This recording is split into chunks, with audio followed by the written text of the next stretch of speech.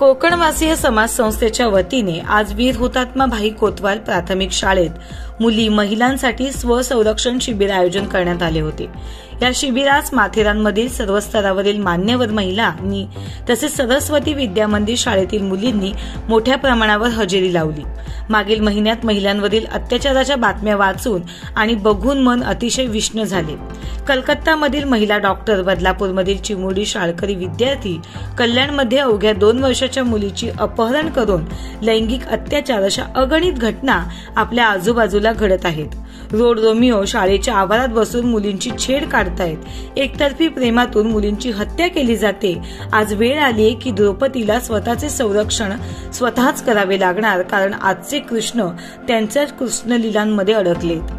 बघ्यांची संख्या वाढली आणि ते या विकृत क्षणाचे चित्रीकरण करून प्रसारमाध्यमांवर प्रसारित करण्यात धन्य आहेत। हे आता सर्व सहनशक्तीच्या पलीकडे गेले आहे।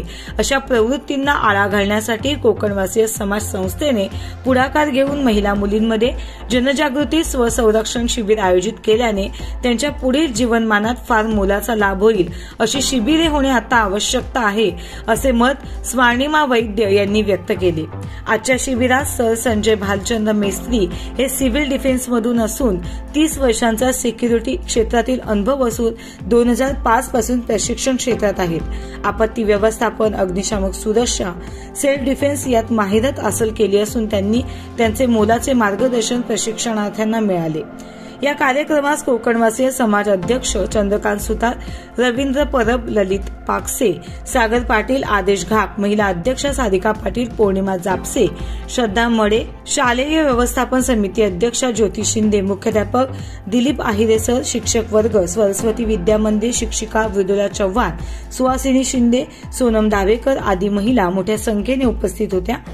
कोकणवासीय समाज संस्थेने आज मुली व महिलांसाठी स्वसंरक्षण आणि मुलींना आत्मबल वाढवण्यासाठी अगदी सोप्या पद्धतीने हे प्रशिक्षण आयोजित केले आहे।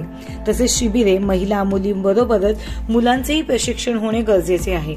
या प्रशिक्षण कार्यक्रमाचे प्रशिक्षक संजय भालचंद्र मिस्त्री यांचे आभार, असे स्मिता गायकवाड अंगणवाडी शिक्षिका यावेळी बोलताना सांगितले।